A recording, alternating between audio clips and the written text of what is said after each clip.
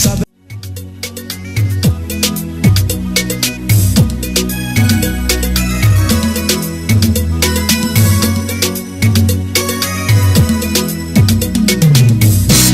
Louez, louez Dieu.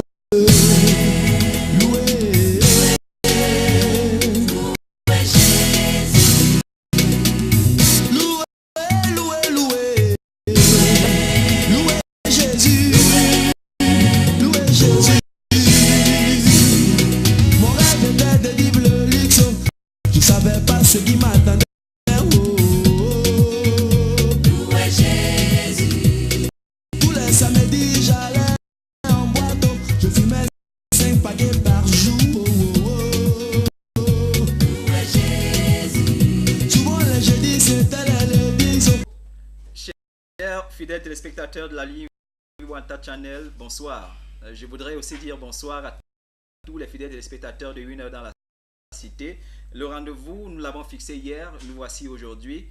Et nous ne l'avons peut-être pas annoncé hier. Nous avons aujourd'hui préféré ou alors choisi de parler de la soumission de la femme. Le thème, il s'affiche sur votre écran. Voilà ce sur quoi on va essayer d'élaborer aujourd'hui. Parce qu'il se dit beaucoup de choses ici et là. Vous êtes peut-être une femme à la maison, vous regardez l'émission et je crois que l'émission vous concerne. Et ça concerne aussi votre mari. Pourquoi pas? Ou alors, du moins, vous êtes une jeune fille ou un jeune garçon, vous pensez vous marier demain, cette émission vous concerne.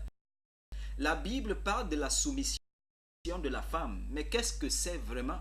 Voilà la question qu'on se pose aujourd'hui. Qu'est-ce que les gens, ou du moins, qu'est-ce qu'on devrait mettre dans la soumission de la femme? Et pour certains, la soumission de la femme voudrait dire, quand monsieur parle, la femme n'a rien à dire, elle devrait se taire. Quand monsieur gronde, en fait, la femme devrait aller se cacher quelque part. Elle ne devrait même pas le regarder en face. Pour d'autres encore, la soumission de la femme suppose que lorsqu'elle vient servir à manger sur la table, elle devrait se courber. Lorsqu'elle vient servir de l'eau, elle devrait se courber. Et que c'est cela qui traduit la soumission de la femme. Dans d'autres cultures, un peu comme en Afrique de l'Ouest, la soumission de la femme suppose tout simplement qu'elle ne devrait même pas se retrouver là où les hommes sont réunis. Lorsque les hommes sont assis peut-être au salon, la femme devrait être dans sa cuisine, ça veut dire dans son service privilégié, ou dans sa chambre tout simplement. Et lorsque justement il se trouve que pendant que monsieur est assis au salon et qu'un ami de monsieur entre, la femme devrait se lever. Elle ne devrait pas rester assise lorsque deux hommes sont assis ensemble à discuter. Voilà un peu ce que beaucoup de gens mettent dans la soumission de la femme. Mais aujourd'hui, nous voulons voir ensemble, ça c'est vous et nous de ce côté, qu'est-ce que c'est vraiment la soumission de la femme? Qu'est-ce que la Bible dit à propos? Qu'est-ce que la société dit à propos? Qu'est-ce que nos cultures disent justement à propos de la soumission de la femme? Voilà ce qui nous est soumis aujourd'hui. Je sais que pour ma part, c'est assez intéressant et je sais que vous allez trouver cela intéressant aussi. Alors les numéros s'affichent sur votre écran. N'hésitez pas, si vous aurez ici aujourd'hui l'intérêt de vouloir contribuer, n'hésitez pas à appeler ou à envoyer des messages tout simplement. Les numéros s'affichent sur votre écran. Pour discuter ce soir, ils sont venus encore, ils étaient déjà là hier. Ils sont encore là aujourd'hui. Je vais les présenter, je vais les introduire avec beaucoup d'honneur, avec beaucoup de plaisir. Et le premier, vous le connaissez bien sûr, c'est le pasteur Romuald. Pasteur Romuald, bonsoir. Bonsoir, pasteur Martin. Il faut dire que votre venue hier nous a fait beaucoup de bien. Gloire à Dieu. Voilà, donc vous êtes encore là aujourd'hui et c'est avec beaucoup de plaisir qu'on vous accueille sur ce plateau. Je me réjouis toujours lorsque vous me faites l'amitié de m'inviter sur votre plateau. Voilà. Et que nos téléspectateurs, les fidèles, Madame Edith de Toquette, que l'on connaît déjà, oui. Monsieur Serge, Monsieur David Tésor, et puis tous les autres, voilà. Quand ils permettent que nous nous installons tous les jours dans leur écran chez eux, puis pour nous c'est beaucoup de joie. Ah ouais, vous avez justement raison. Le deuxième, chers les spectateurs, vous le connaissez, c'est le pasteur Napoléon. Pasteur Napoléon, bonsoir. Oui, pasteur Marcel, bonsoir. La chose que j'aime particulièrement avec votre présence ici, c'est déjà votre manière de vous exprimer en français. On sait que vous venez de la zone du nord-ouest et vous avoir là comme ça, qu'on est à discuter de ces questions, que justement on comprenne que nous sommes un à discuter de tout ça. Personnellement, ça me fait beaucoup de plaisir. J'espère que vous aussi. Ça me fait aussi plaisir d'être dans votre plateau. Voilà, merci. Discuter parce qu'il veut toujours aussi que je pense que c'est un communion quand les francophones et les anglophones s'assoient sur un même table pour discuter.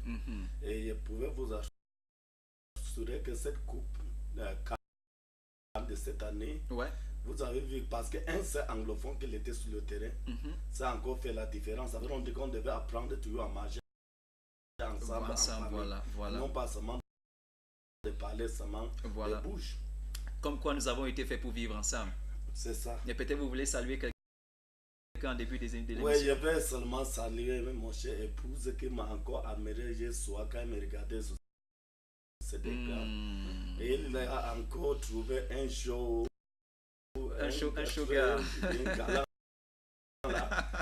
Et aujourd'hui, il m'a encore fait un bisou à cause de cela. Et ça me fait plaisir aussi.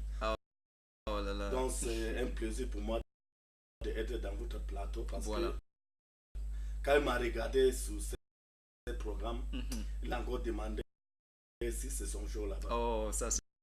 Donc, je bénis le Seigneur pour cette chaîne.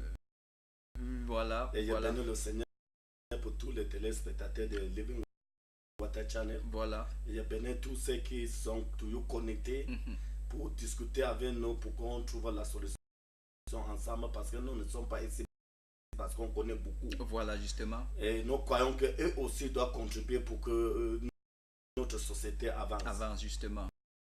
Comme donc, on dit, Dieu les bénisse tous. Voilà, comme on dit communément, une corde qui a plusieurs nœuds peut facilement être tirée. Elles ne se rompt pas facilement, justement.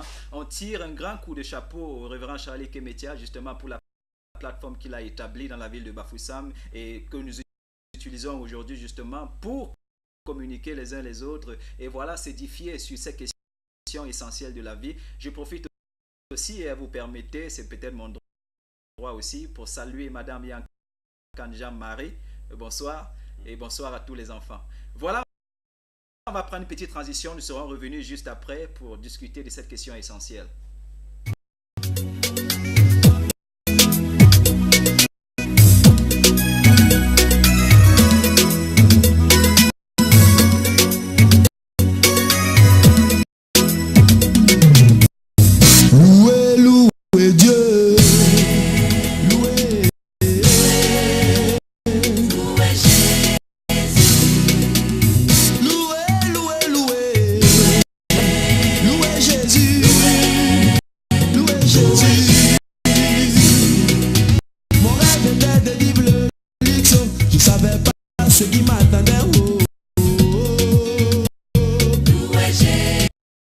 Chers téléspectateurs, nous voici revenus. Nous sommes en direct. Nous espérons pour ce soir qu'il n'y a aucun problème technique. Mais si jamais vous remarquez que je suis au niveau de la maison, peut-être la qualité du son, n'hésitez pas. Pourquoi nous envoyer un message comme pour attirer notre attention. C'est important. Vous savez, à cause de la baisse des tensions et de tout ce qui arrive dans la ville de Bafoussam, justement, qui a tout à voir avec la lumière et tout autre problème, il y a des possibilités que vous ne nous recevez pas clairement au niveau de la maison. Mais si c'est le cas, comme je viens de le dire, n'hésitez pas à nous envoyer un message ou à appeler tout simplement pour nous laisser savoir. Merci pour ce soutien-là. Les questions, nous allons commencer avec. Il ne faut pas oublier que les questions qui sont posées ici vous sont posées aussi. Ça veut dire que si vous sentez que vous pouvez répondre à une de ces questions, n'hésitez pas à appeler tout simplement. C'est très important. Votre point de vue sera valablement accueilli ici. Voilà, la première, Pasteur Remia, je commence avec vous, vous permettez. Vous êtes assis juste à côté de moi. L'homme et la femme sont égaux devant Dieu. Voilà ce que beaucoup se permettent de dire. Vous partagez le point de vue? Quel est votre avis? Mon avis? Oui. Non, mais je crois que c'est moi qui pose les questions ici. D'accord.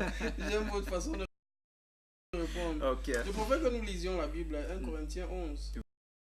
Oui. Les versets 11 et 12, si vous permettez. Oui, allez-y, s'il vous plaît. Vous avez une Bible version papier devant vous là? Ok, 1 Corinthiens. Bon, là, c'est du coup, c'est du travail que vous me donnez encore. J'aime bien. Ok, 1 Corinthiens 11. Chers téléspectateurs, permettez, on va peut-être faire un peu de Bible aujourd'hui, parce que c'est de là que nous vient justement le thème que nous avons ce soir. Voilà, la soumission de la femme. On se pose un peu la question de savoir ce que c'est, quel enjeu, justement. 1 Corinthiens, chapitre 11. À partir de quel verset? 11 à 12. Les versets 11 à 12. Je vais lire. Toutefois, dans le Seigneur, la femme n'est point sans l'homme, ni l'homme sans la femme. Car de même que la femme a été tirée de l'homme, de même l'homme existe par la femme et tout vient de Dieu. D'accord. La femme a été tirée de l'homme, l'homme existe par la femme et tout vient de Dieu. Je crois que la Bible répond aisément à votre question. Ça veut dire c'est un oui, l'homme est légal ou alors la femme est légale de l'homme? Tout dépend de la dimension qu'on veut donner à cette affaire. Okay. La Bible dit que quand Dieu a créé l'homme au commencement, il a créé homme et femme. C'est mon avis et j'assume. Il les a créés hommes et femmes au commencement. Mais maintenant, la formation est une autre affaire. Okay. Si on part du commencement, il les a créés hommes et femmes. C'est la raison pour laquelle l'homme et la femme héritent du royaume des cieux. Et dans le paradis, on va le dire comme ça, il n'y a pas de sexe, il n'y a que l'esprit. Vous trouverez l'esprit de l'homme ou bien l'esprit femme qui n'existe pas puisque le sexe n'a pas d'esprit. Vous ne verrez là-bas que des esprits. La femme a le même esprit que l'homme. Du coup, fondamentalement, dès le commencement, je parle dans le règne spirituel, l'homme et la femme sont des égaux. On va développer un tout petit peu, hein. Je vais revenir à vous. Pasteur Napoléon, vous pensez la même chose, que l'homme est l'égal de la femme? Non, moi je ne pense pas. Ok. Soutenez, s'il vous plaît. Vous savez, la Bible nous dit dans le livre Ephésiens 5, verset 21 ou 22. Oui. C'est le Seigneur qui demande à la femme de soumettre à son mari. Et quand la parole de Dieu parle de la soumission, ce n'est pas comme le monde pense, que la femme devient l'esclave de l'homme. Non, ce n'est pas ça. Je crois qu'on va pas entrer très vite, hein, parce que là, ce serait déjà entrer très vite dans le vif du sujet. On va revenir sur cette question. Déjà, moi, je voulais juste planter le décor avec vous, déjà savoir si la femme est l'égale de l'homme. Vous avez dit non. Vous avez dit non. Pasteur Romuald, vous pensez que la femme est l'égale de l'homme. Alors, d'où vient le fait qu'à un moment donné, qu'on veuille nous dire dans la parole de Dieu ou peut-être dans nos cultures africaines, pourquoi pas même en Europe, que voilà, la femme doit être soumise à l'homme? Bien sûr qu'elle doit être soumise à l'homme. La société est hiérarchisée. Partout, même dans votre maison, on connaît qui est chef et qui est sous-chef et qui subit cette chefferie-là. Donc, du coup, le fait que la société soit hiérarchisée n'enlève rien au fait que, n'est-ce pas, je sais pas moi, dans une assemblée, il peut y avoir 15 pasteurs et il y a un pasteur qui est le leader. Est-ce que ça fait de vous celui qui domine sur les autres? Je ne pense pas que la relation doive se voir de cette façon. Je pense que la complémentarité, n'est-ce pas, ou alors ce que vous effectuez, les différentes tâches que vous effectuez les uns les autres, mais il faudrait qu'il y ait un leader. La Bible est la preuve, on est tous aujourd'hui un royaume de sacrificateurs et Christ en est le souverain. La société est hiérarchisée, c'est tout. Ça ne fait pas de vous le mal dominant qui doit écraser les autres. On va revenir sur ça. Chers téléspectateurs, je vais prendre avec vous, ou du moins lire avec vous le verset justement à partir duquel notre thème, ou du moins le thème de notre débat aujourd'hui a été tiré. C'est Ephésiens chapitre 5 à partir du verset 22 jusqu'au verset 24. Vous allez permettre, on va lire, faire un peu de lecture, c'est important de temps en temps. Femme, voilà justement comment ce verset commence. Femme, soyez soumises à vos maris comme au Seigneur. Soyez soumises à vos maris comme au Seigneur. Verset 23. Car le mari est le chef de la femme, comme Christ est le chef de l'Église, qui est son corps et dont il est le sauveur. Et verset 24. Or, de même que l'Église est soumise à Christ, les femmes aussi doivent l'être à leur mari en toutes, et je dis bien, bon, pas moi bien sûr, la parole de Dieu, en toutes choses. Je prends avec vous, pasteur Romuald, au cas, vous venez de parler de 15 pasteurs dans une église. Je vais prendre un autre cas. Supposons 5 pasteurs dans une voiture, on est d'accord, et puis il y a un qui conduit les autres. La question que je vais poser ici, est-ce qu'il y a nécessairement une différence entre celui qui conduit en raison du fait qu'il est celui-là qui va montrer la direction, il connaît le chemin, il connaît où est-ce qu'il doit amener les autres. Est-ce qu'il y a justement une différence entre lui et les autres qui sont dans la voiture? Une différence, je ne sais pas quel type de différence vous voulez qu'on établisse, mais ce que je sais, c'est que le pasteur Napoléon, moi, et puis on se retrouve dans votre véhicule. On a le choix de la destination, de la direction à prendre. Je crois que nous avons notre avis à donner, n'est-ce pas, sur la sur le chemin à prendre pour arriver. Si nous allons, par exemple, on va dire ça au rond-point Biawa Bafoussam, on a plusieurs chemins. Je peux on dit ça comment? Je peux vous demander de passer par un chemin tiers, tout comme vous pouvez avoir envie de passer par un autre. On se complète des idées pour pouvoir arriver à la destination finale. Ok. Je vais juste vous situer dans un autre cas. Est-ce qu'on peut comparer la relation de Moïse et du peuple d'Israël à celle du Christ et de l'Église? Bien sûr. Voilà. Si vous dites bien sûr, on peut comparer. Qui est-ce que Moïse devait consulter pour la direction à prendre dans le désert? Était-ce Dieu ou le peuple? Ben, c'était Dieu. C'était Dieu. On est dans un système théocratique là. On est dans un système théocratique. Et non où l'homme donne son avis. Et non où l'homme donne son avis. Et Exact. vous pensez que le mariage est un système théocratique ou démocratique? Non. Écoutez, il faudrait que nous revenions peut-être au commencement. Oui. Allez-y. Le mariage a été établi par Dieu dans la Genèse où il n'y avait pas la chute.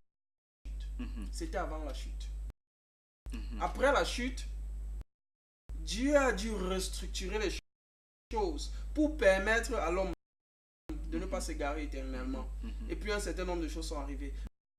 Mais dans le plan parfait de Dieu, les choses ne devaient pas se passer comme ça se passe aujourd'hui. La preuve, le sol est devenu difficile à travailler pour moi. Oui. Et pour vous, je suppose, nos épouses enfantent avec beaucoup plus de douleur que cela n'était prévu.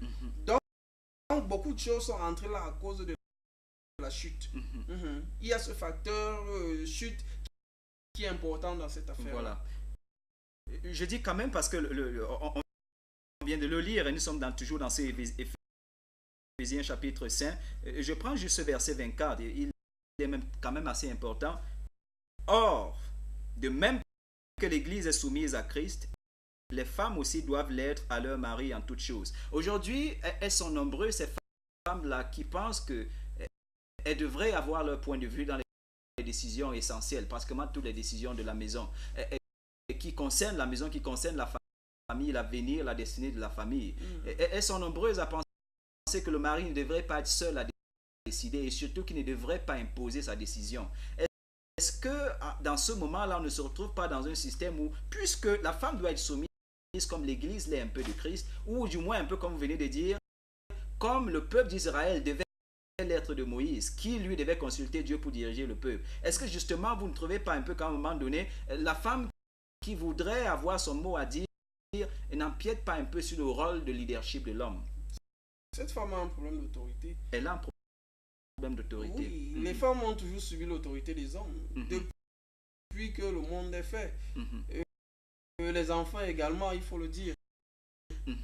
L'homme sera toujours le seul à décider, c'est clair. Mais maintenant, tout ça, moi je crois que la femme vertueuse, quand elle veut passer un message à son mari, elle ne braque pas, elle ne bombe pas le torse et puis elle lui dit c'est ça. Non, non, c'est pas comme ça que ça marche.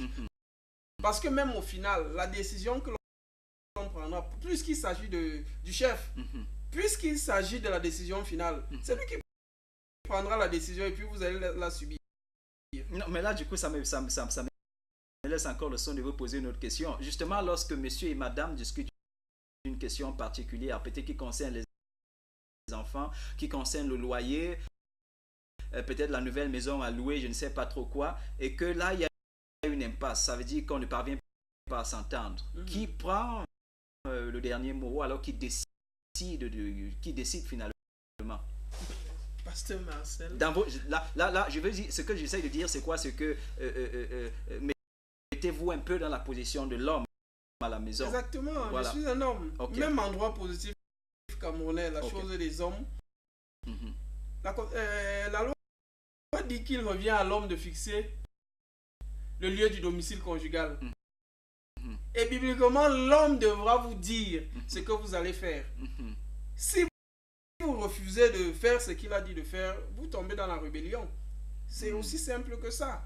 La femme ne donne pas, on va dire ça comment, un avis dominant sur celui de son mari. Non. Elle subit la décision du mari. Tout comme les enfants subissent la décision des parents. À un moment, l'homme délègue le pouvoir pour gérer un certain nombre de choses à madame, qui fait subir cette autorité-là aux enfants. Voilà. Regardons le cas de la société camerounaise. Le chef de l'État délègue une partie de ses pouvoirs au gouverneur, préfet, sous-préfet, qui vous les font subir. Il faut le reconnaître ainsi. Madame, ce n'est pas parce que la décision que monsieur a prise ne vous plaît pas que vous allez entrer en rébellion. Non, ça ne se fait pas. La rébellion est faite pour être écrasée. Voilà. On a tellement à dire ce soir quand même, Pasteur Napoléon, je vais poursuivre avec vous. On va un peu parler de cette soumission-là. Je l'ai dit en entrée de jeu, ou du moins à l'introduction de l'émission, que pour certains, la soumission suppose justement que lorsque monsieur parle, madame n'a rien à dire. Lorsqu'il devient mécontent et qu'il gronde, elle ne devrait même pas prononcer un seul mot. Vous, comment vous concevez la soumission de la femme? Parce que déjà, quand je vous ai posé la première question, vous sembliez vouloir dire quelque chose. Vous savez que quand tout disant dans ce même verset, Ephésiens 5, verset 32. Ouais, verset 32, allez-y. C'est l'apôtre Paul qui parlait ici, conduit par le Saint-Esprit. L'apôtre Paul nous amène à comprendre qu'il y a un secret. Donc, quand tu regardes, la parole de Dieu demande à la femme de soumettre à son mari. Et la parole de Dieu demande aussi à l'homme d'aimer sa femme. Est-ce que vous savez que la femme peut soumettre à l'homme sans aimer l'homme? La femme peut soumettre à l'homme sans aimer l'homme. Or, l'homme ne peut pas aimer la femme sans soumettre à la femme. Waouh, là ce serait peut-être, je préfère quand même, mais peut-être ce serait... Je voulais qu'on comprenne quelque chose. Allez-y. La parole de Dieu, c'est pour ça que la Bible dit que celles qui sont proclamées, ces paroles étaient conduites par le Saint-Esprit.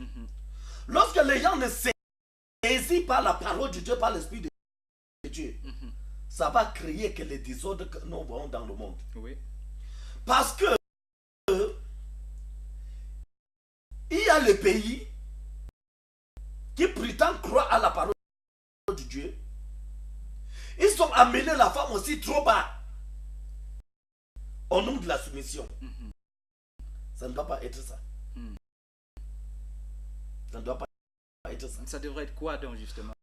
Donc maintenant, quand on parle de la soumission, j'ai souvent d'habitude de dire que j'aime prêcher ce que moi je pratique. Oui. Parce que quand nous prêchons ce que peut-être l'apôtre a pratiqué, que toi-même tu ne pratiques pas, ça n'a pas l'impact. Je m'exprime. J'aime souvent regarder la façon que le Saint-Esprit me conduit de gérer mon foyer. Oui. En tant qu'un homme de Dieu. Pour prêcher ce que je suis en train de découvrir dans mon foyer. Ça veut dire que quoi? Si les hommes prennent la parole de Dieu dans le pensée intellectuelle, on a échoué. Ok.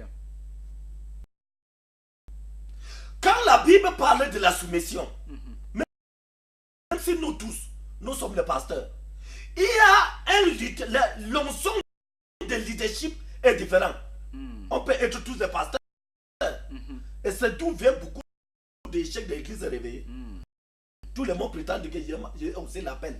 Non, Dieu peut t'appeler. Mais Dieu ne t'a pas donné cette notion de leadership.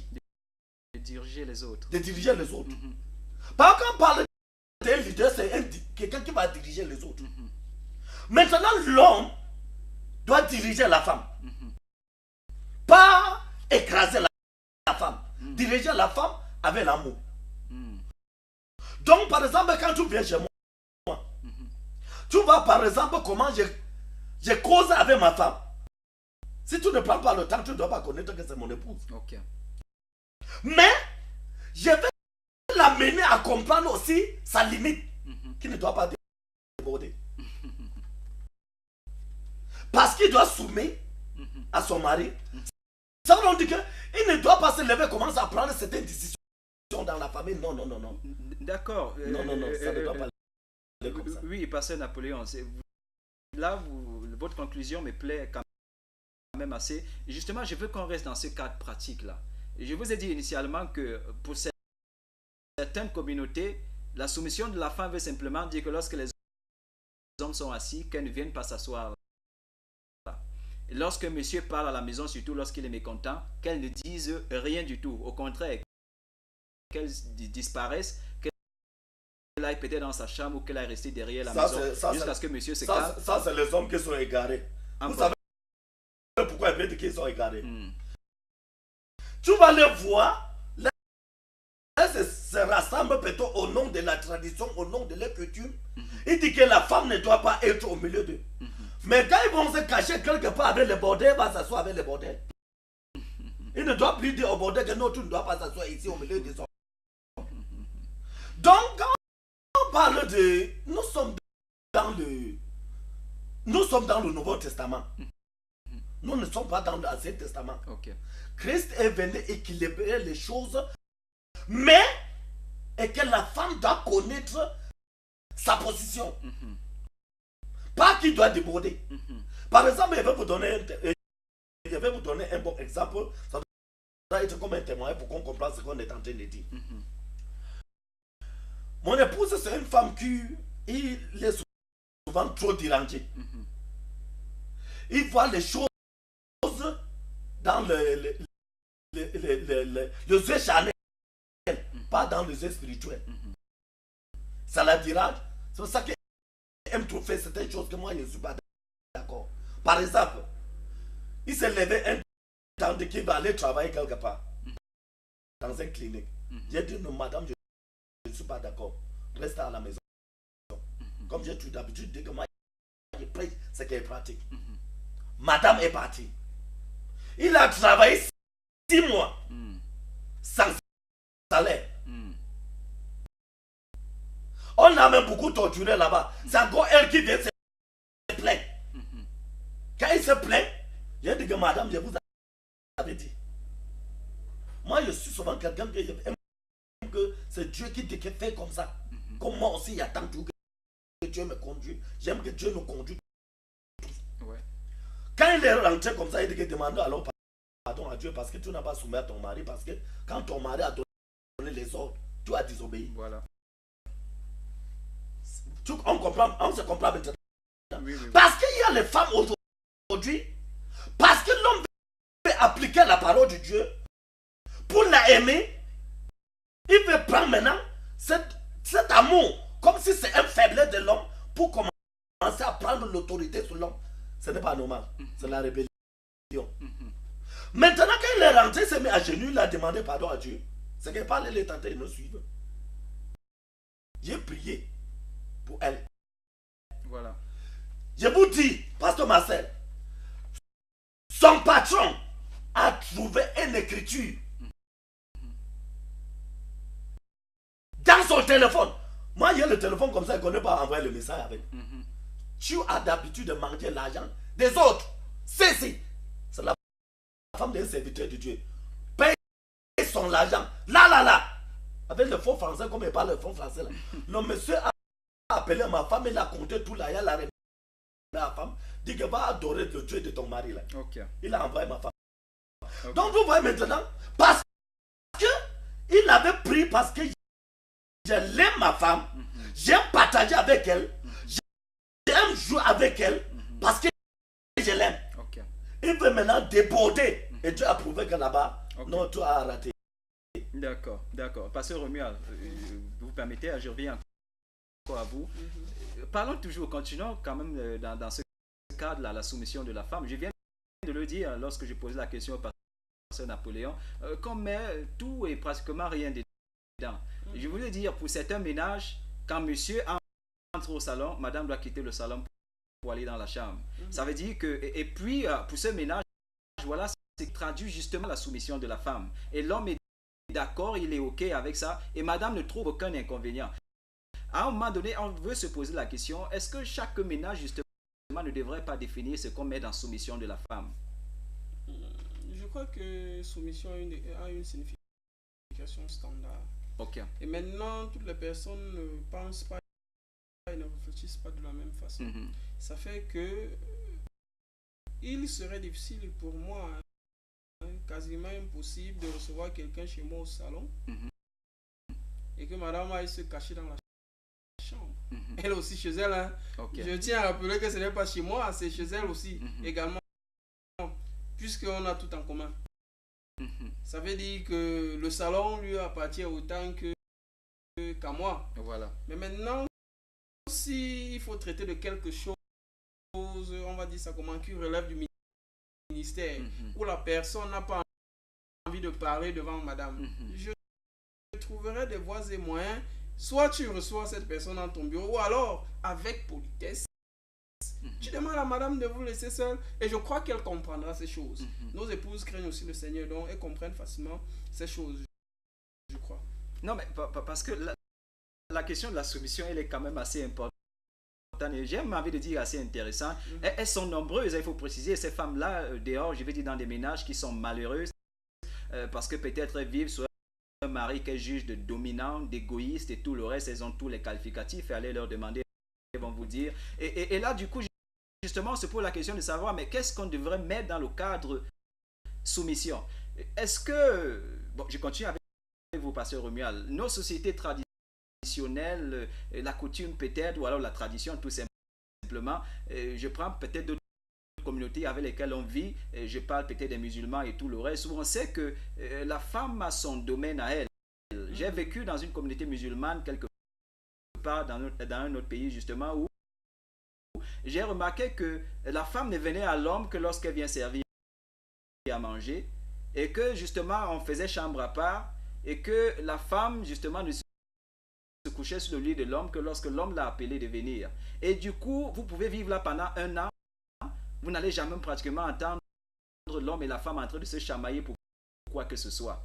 Est-ce que justement, ça ne nous donne pas là une certaine image de ce que devrait être la soumission de la femme? Est-ce qu'aujourd'hui, à cause du fait que l'homme et la femme se voient tout le temps, se frottent tout le temps, cela n'a pas peut-être apporté un peu ce que je vais appeler le mépris auquel certains hommes assistent aujourd'hui? Votre point de vue, s'il vous plaît. Écoutez, au temps d'Abraham, Agar donnait à manger à Abraham. Je ne parle pas de Sarah, sa femme, hein, Sarah, non. Agar donnait à manger à Abraham. Elle le servait, elle était une servante de Sarah. Et puis elle venait aussi dans le lit d'Abraham. Quand Sarah avait demandé à Abraham d'aller vers Sarah, je crois qu'un homme qui traite sa femme de la sorte n'est pas celui qui agit de la même façon envers une esclave. Je ne crois pas que nos épouses soient nos esclaves.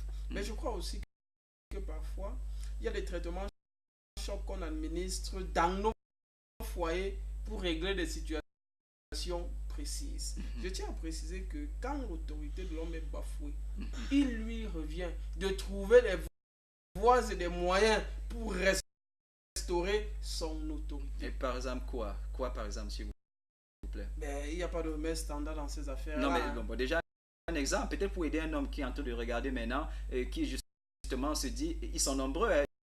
J'emprunte parfois des motos, je ne marche pas tout le temps. C'est vrai que pasteur Marcel marche beaucoup, mais je ne marche pas tout le temps. Ils sont nombreux, ces hommes-là. Parfois, vous voyez un sur la moto, il ne fait que secouer la tête. Monsieur, qu'est-ce qu'il va pas? Il dit, mais ma femme, c'est une sorcière. Ma femme, c'est terrible. Je ne peux pas comprendre. Je ne peux pas parler dans ma maison sans qu'elle ne dise un mot. Je ne peux pas ouvrir ma bouche sans qu'elle ait déjà dit 10 et 15 mots. Et voilà, justement, ils sont tellement nombreux, ces hommes qui sont stressés. c'est dans les deux camps. Hein. Et les femmes aussi qui sont stressées parce qu'elles trouvent que monsieur, il veut tout dire, il ne veut pas demander mon avis. Et c'est pourquoi j'ai dit, mais peut-être vous avez une solution miracle, peut-être un petit conseil, quelque chose que vous pratiquez à la maison. Qu'est-ce que justement l'homme doit faire quand la femme n'est plus soumise? Pasteur Marcel, vous connaissez votre épouse mieux que moi. Okay. Vous savez quel traitement adapté chez vous. Je dis bien adapté, pas les soumettre. Ce que je fais chez moi n'est pas une position standard pour pouvoir également l'appliquer chez vous. C'est compliqué. Tous les problèmes ne se résolvent pas de la même façon. Oui, pasteur Napoléon. Oui, je pense que ce qui fait que l'homme paie l'autorité. Parce que quand la Bible parle de l'homme qui est chef, chef, ce n'est pas celui qui va venir commencer à gronder. Parce que tu vois beaucoup de hommes aujourd'hui, parce qu'ils n'ont pas la connaissance de la parole de Dieu, il va aller toucher son salaire. Il va boire avec les bordels, l'argent va finir. Il rentre maintenant à la maison parce qu'il ne veut pas que la femme commence à demander que tu as touché aujourd'hui, où est là. Il commence à gronder fort fort. Il commence à faire le bruit dans la maison. Donc tu vois que quand tu ne parles, parce que quand la Bible parle de l'autorité, c'est la responsabilité. Quand tu ne prends pas soin de ta femme et tes enfants, tu vas perdre ton autorité. Oh, mais là, ça m'envoie à vous poser une autre question. Bon, d'ailleurs, pour vous, pour tous les deux, pasteur Romuald, vous aussi. Est-ce que la soumission de la femme devrait être conditionnée à un comportement quelconque du mari? Est-ce que lorsque le Christ demande à la femme d'être soumise à son mari, comme l'Église l'est du Christ, est-ce que cette soumission, et parce qu'il ne faut pas oublier qu'elle le fait par respect pour Christ ou par obéissance au Christ, est-ce que justement cette soumission est conditionnée à un quelconque comportement de l'homme? Je vais vous dire quelque chose. Christ est venu mourir à la croix pour nous. S'il ne mourait pas à la croix, qu'est-ce qui devait se passer? On devait se soumettre à lui par rapport à quoi? Ah oui. Donc, c'est pour ça que je voulais développer pour qu'on comprenne. Quand la parole de Dieu parle que l'homme a l'autorité sur sa femme, c'est la responsabilité que l'homme va faire sur sa femme. L'homme doit prendre la responsabilité. On dit qu'il y a beaucoup de choses dans la famille que c'est l'homme qui va pouvoir. Parce qu'il n'a pas l'amour sans donner. Lorsque tu ne donnes pas, tu vas perdre ton autorité. Voilà. Quand tu vois déjà que ton autorité est bafouée, quand tu parles, ta femme ne répond plus, ou tu dis que ça est mort, tu parles, tes enfants ne répondent plus, sache que tu as utilisé l'autorité que je peux appeler plutôt rébellion. Et ils sont en train de te manquer maintenant de respect. Parce que, rappelons-nous, il y a quelque chose. Quand tu regardes la parole de Dieu, quand tu regardes notre Seigneur, tu vois que plusieurs fois, il vient à l'homme pour donner. Tu ne peux pas aimer sans donner. Tu vois les hommes qui ont fait les choses avec Dieu, ils ont donné. Donc maintenant, tu ne peux pas parler d'autorité sur quelqu'un. Je vais vous prendre un cas simple. Je ne sais pas si ça va créer un problème ici. Quand tu regardes notre pays, qu'est-ce qui fait problème dans notre pays? La parole de Dieu déclare dans le livre Romains 13 que toute autorité vient de Dieu. Oui. Dieu a établi le chef de l'État, les ministres, dans ce pays. Mais pour qu'il fasse quoi? Est-ce que c'est pour qu'il rassemble tous les biens de Cameroun? Il paye toutes les grosses voitures, il voyage, il part en France, il rentre. Quand il ne prend pas soin de ce peuple, ils vont se révéler. Non, mais Écoutez-moi, attends, j'ai fini. Allez-y. Ils vont se révéler. C'est la même chose dans ta famille. Quand toi, tu manges ton argent seul, tu payes tes voitures, tu relaves avec les bordels. Ta femme marche à pied. Tes enfants ne voient pas tes 5 francs. Ils vont te manquer de respect. En ce moment, tu vois que ton autorité, tu n'as plus l'autorité dans ta famille. Donc c'est pour ça que je me dis que un homme, tu veux que ton autorité, tu as demandé le miracle. C'est le miracle que Jésus t'a donné à cet homme. Peut-être qu'il a déjà perdu l'autorité dans sa maison. Parce qu'il y a les hommes aujourd'hui, son argent c'est pour construire la maison. que la femme veut. Que m'importe ce que la femme demande. Peut-être la femme veut porter les habits. Peut-être la femme veut les chaussures. Ton alliance, c'est seulement pour construire la maison. Mon ami, ça ne doit pas bien aller. Ok. Prends soin de ta femme. Pasteur Prends soin Romuald. de tes enfants. Pasteur- Si tu ne peux pas perdre ton autorité. Pasteur Romuald, Moi, je ne pense pas que ma Bible dise que l'autorité de quelqu'un est conditionnée par le bien qu'il apporterait à quelqu'un. ok. L'autorité, si moi on dit ça comment j'obéis, ce n'est pas parce que Christ a fait quelque chose pour moi, non. Oui. C'est parce que ma Bible me demande de le faire. De le faire. Et puis, comme un gamin, j'obéis simplement. Quand votre fils, je crois que vous avez des jeunes enfants, quand ils vous obéissent, est-ce que c'est parce que vous leur donnez à manger? Mais pas nécessairement. Encore qu'ils ne sont même pas capables de réfléchir.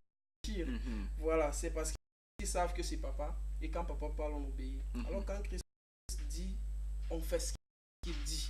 Parce qu'on sait que ce qui se cache derrière, ça ne peut être que des bénédictions.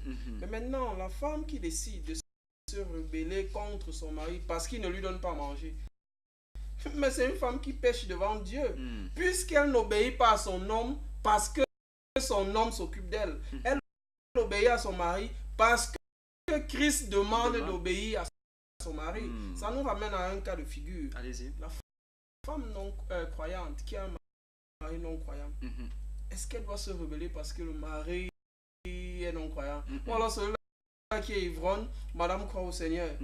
Moi je vous dis, un jour une dame est venue me voir, elle me dit, écoutez, voilà, mon mari rentre tard le soir et puis il veut ressortir après. Quand je m'oppose à ce qui ressort, c'est la bagarre. Je lui dis, madame, vous faites mal de l'empêcher de ressortir. Voilà. Soyez soumise. Quand il veut sortir et qu'il est rentré très tard, changez même sa chemise, repassez une autre chemise, donnez-la lui. Dites-lui, chérie, ma chemise est sale. Ta chemise est sale. Mais en une autre avant de sortir, même si vous savez qu'il va chez une femme. C'est difficile. Mais c'est la soumission.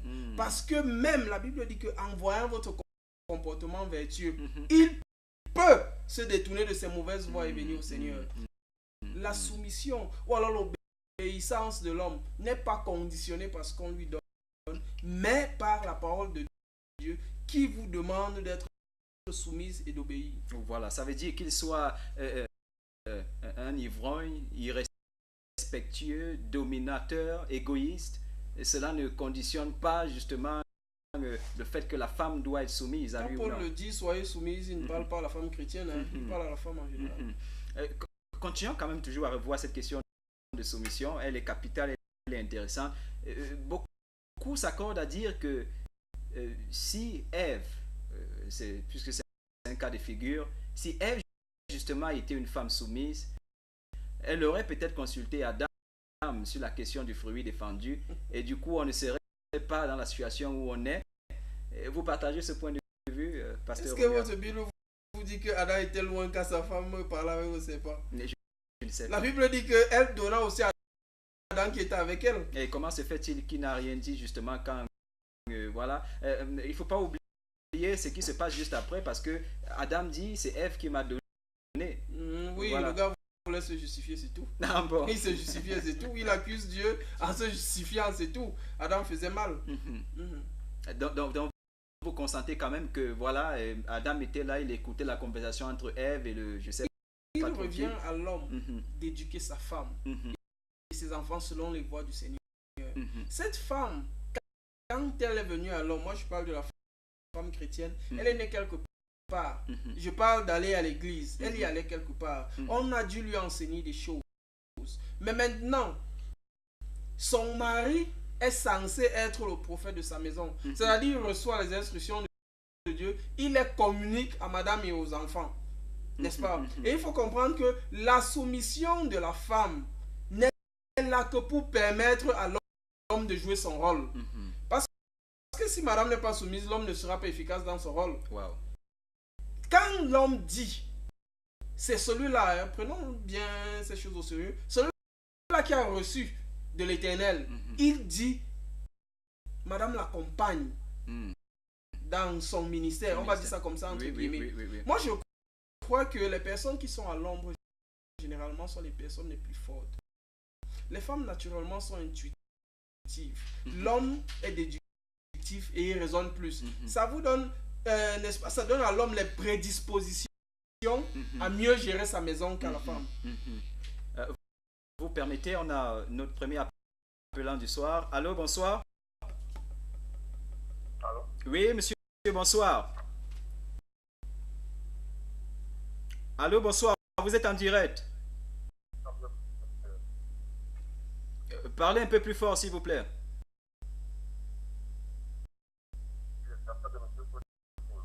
Oh, oui, monsieur Footing, on vous écoute.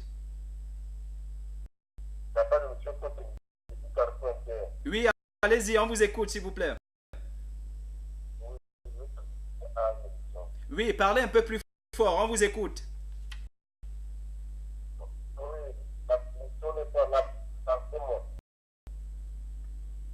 Oui, d'après moi, la soumission, c'est le comportement. La soumission, c'est le dialogue. Oui. Allô? Oui, on vous écoute, allez-y. Oui, la soumission, c'est le dialogue dans le couple. Oui. Je veux parler au pasteur. Oui. Bon, il y a des femmes que tu fais n'importe comment, elles ne peuvent pas comprendre. Elles ne voir. C'est-à-dire, quand tu peux comprendre que l'homme ne donne rien à la femme là. Avant de parler, tu veux comment? Quand la femme se soumet, quand elle rentre, elle passe avec le Oui. elle va comprendre que non, ça c'est comme ça. Ce n'est pas l'argent qui fait, je ne sais pas, qui fait tout dans le... Ça peut montrer le dialogue. Oui. Et quand le pasteur me fait comprendre que c'est l'argent qu'il faut. Non, c'est pas ça. Ok. Le dialogue. Et comme ça, du coup. C'est tout ça que je voulais. Ok, merci beaucoup, monsieur Footing, pour cette contribution. Monsieur Footing, pour monsieur Footing, bien sûr, la soumission. C'est pourquoi je vous ai dit, est-ce que justement, à un moment donné, chaque homme ne devrait pas définir dans sa maison ce qu'il met justement dans le cadre de soumission? Parce que pour vous, par exemple, bon, je ne vais pas dire moi, pour un homme, je viens de vous le dire, une femme soumise, c'est celle-là qui, lorsqu'elle vient servir la nourriture, elle se courbe, elle dit chef, bon appétit, et puis elle s'en va. C'est ça. Ouais, pour un autre homme, voilà ce qui met dans soumission. Et on est content. Et on est content, du coup, on se... Et ça quand même, ça nous donne de penser à quelque chose. C'est justement le mot chef que la Bible utilise. Lorsqu'on le regarde dans le contexte duquel il est tiré, chef, c'est exactement chef, un peu comme on a dans nos villages. Je ne sais pas si on se comprend, pasteur Napoléon. Vous avez une belle image de ce que c'est qu'un chef à cause de vos origines, justement. Et je crois aussi pour le pasteur Romuald. Donc, le mot chef, justement, le mot grec duquel le mot chef est tiré, c'est un peu cette conception, cette compréhension. Ça veut dire que la femme devrait même se courber devant son mari. Et on prend quand même une image très simple. C'est celle de Sarah qui appelait son mari Seigneur. Ce n'était pas une blague, ce n'était pas comme pour le faire plaisir, mais c'était, je crois, c'est même dans le livre d'Hébreux un peu qu'on retrouve ce contexte là où du moins Paul nous fait comprendre justement et que voilà comment les femmes devraient être comme Sarah qui appelait son mari dit Seigneur, même pas chef, parce que Seigneur c'est même aller un peu au-delà puisqu'on appelle Dieu Seigneur. Donc elle appelait son mari Seigneur et ça nous traduit un peu ou alors donne une certaine interprétation de combien est-ce qu'elle pouvait être soumise à son mari. Est-ce que ce n'est pas là l'image de la soumission que nous devons rencontrer dans nos communautés, dans nos sociétés aujourd'hui? Pasteur Romuald. Un Pierre le définit, il prend l'exemple sur Sarah. Sauf que Sarah, la soumission de Sarah Abraham ne nous a pas empêché d'avoir Ismaël. Je crois qu'il faut recontextualiser les choses. Le leadership que Christ nous a enseigné, allez-y, est serviteur. Ce n'était pas un leadership d'oppression. Moi j'ai vu Christ qui est Dieu laver les pieds de ses fidèles. Moi j'ai vu Christ qui est Dieu donner à manger à ceux qui n'en avaient pas. J'ai vu Christ pouvoir aux besoins besoins de tous. Ce n'était pas seulement sur le plan financier, même sur le plan spirituel. C'est ça le leadership serviteur. Ce n'est pas le leadership pyramidal que nous avons aujourd'hui où le peuple subit la pression, n'est-ce pas, du leader. Pourtant, Christ subissait la pression du peuple. C'était à l'envers. C'est ce leadership-là que moi je voudrais que nous appliquions dans nos foyers. C'est ce leadership qui est conseillé. Comme Christ a aimé l'Église au point de se sacrifier pour l'Église. Le sacrifice de Christ n'était pas sur le plan pécuniaire ou sur autre chose. Non, c'était pour le salut de la maisonnée.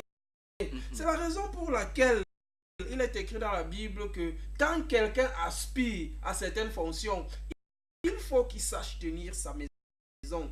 Il faut qu'il sache tenir ses enfants et toute autre chose. Voilà. Sinon, il n'est pas digne de maintenant.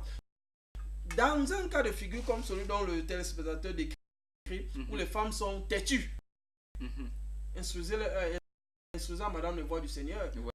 Peut-être que vous êtes venu avec madame, vous avez rencontré votre dame, vous n'étiez pas dans le Seigneur. Et maintenant, quand une femme n'est pas dans le Seigneur, elle réagit souvent bizarrement. Mais si vous instruisez cette dame selon les voies du Seigneur, il y a de fortes chances que votre foyer se porte bien mieux. Ça m'envoie un peu triste parce que c'est un constat. C'est un constat qui est même, je ne vais pas dire évident, mais ils sont nombreux à le partager. Qu'elle est plus dangereuse une femme quand elle connaît le Seigneur. Ah bon? Ouais, c'est une parenthèse. C'était juste une parenthèse. Bon, c'est la femme mal éduquée dans le Seigneur. Mal éduquée. Dans le Seigneur. Mais là, ça veut dire qu'elles sont très nombreuses à être mal éduquées dans le Seigneur. J'en sais rien. Parce qu'ils sont nombreux, ces pasteurs, ils sont nombreux, ces chrétiens, ils sont très nombreux justement qui se plaignent plus de leurs femmes que les hommes dans le monde, bien sûr. Oui, allez-y, si vous permettez, je vous raconte une anecdote. Je permets.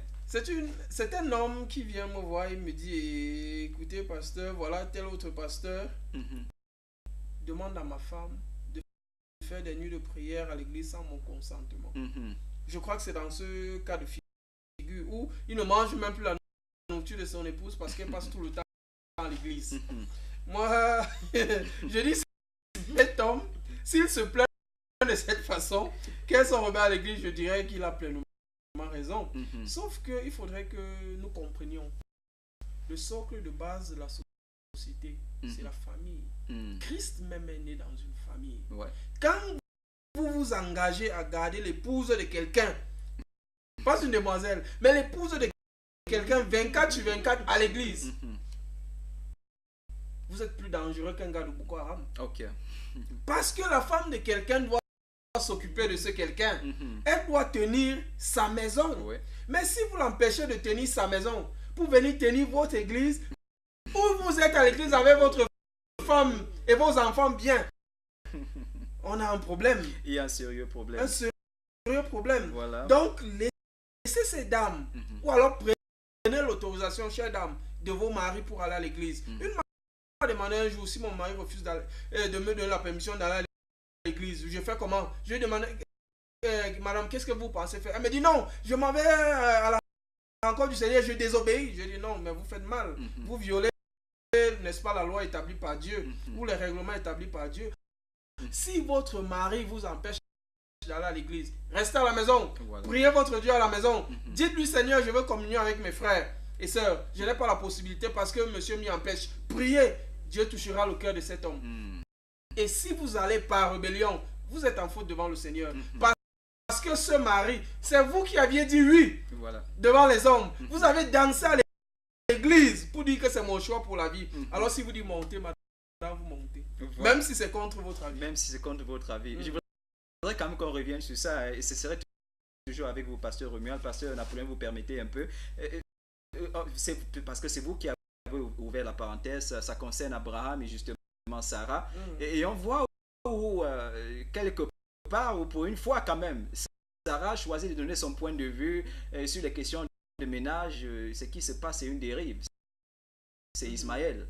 Ça veut dire que Sarah vient dire à Abraham que mais est-ce que tu es sûr que tu as bien écouté Dieu? Est-ce que justement l'enfant dont il est question ne va pas être fait entre toi et ma servante? Ça veut dire l'esclave Agar. Et du coup, Abraham, je ne sais pas s'il avait un petit béguin pour Agar avant, je ne sais pas trop, parce que du coup quand Sarah lui a dit, il a sauté sur le coup un peu comme s'il attendait, et là du coup on a Ismaël et on se rend compte après que c'est une erreur, ce n'est pas nécessairement la volonté de Dieu.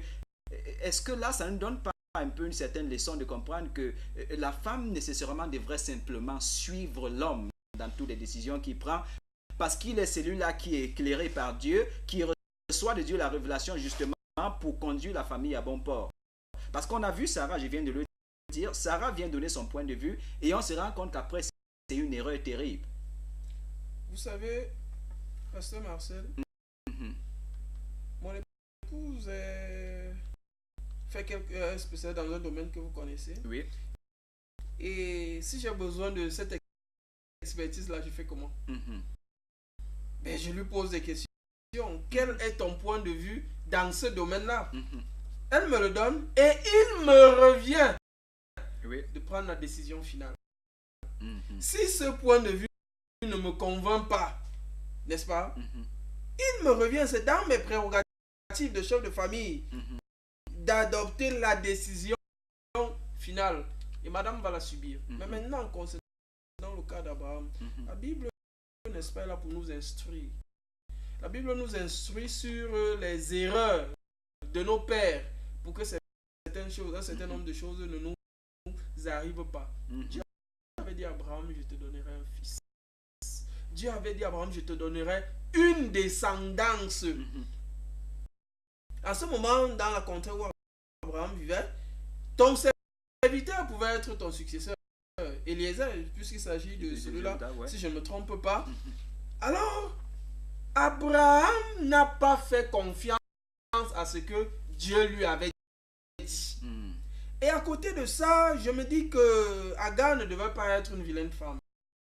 Elle devait avoir les atouts ou alors des qualités qu'Abraham aimait déjà. Sinon, je crois qu'Abraham aurait dit à Sarah, mais écoute, et n'oubliez pas, ne sous-estimez pas la puissance de persuasion qu'ont nos épouses sur nous. Et vous savez combien nous souffrons quand elles veulent faire passer leur avis à la maison. Je crois que Abraham aurait dû dire à Sarah, écoute, voilà ce que Dieu m'a dit. Abraham, souvenez-vous, c'est le père de la foi. Il aurait pu exercer cette affaire-là. Dieu m'a dit que j'aurais une descendance. Et les ne pouvait pas être la descendance d'Abraham. Quand Dieu dit tu auras une descendance, c'est-à-dire de tes entrailles, Abraham aurait simplement pu dire, c'est la même faute qu'Adam a eu avec Ève dans le jardin d'Éden, la chute. Il aurait bien pu dire, écoute, non, c'est pas ce que Dieu m'a dit. Dieu m'a dit le contraire, mais comme le fruit était plaisant, le fruit qu'Adam a mangé était plaisant, Agar devait être plaisante aussi. Abraham s'est laissé séduire par la faute, par le péché, et puis il a marché selon les pensées de sa femme. Mais n'en demeure pas moins que Abraham est coupable d'avoir subi ou alors de s'être laissé, n'est-ce pas, convaincre par sa femme. Voilà. Très important. Et nous sommes pratiquement à 20h30. Chers les spectateurs, allez permettre, nous prenons une très courte transition. Nous serons revenus juste après.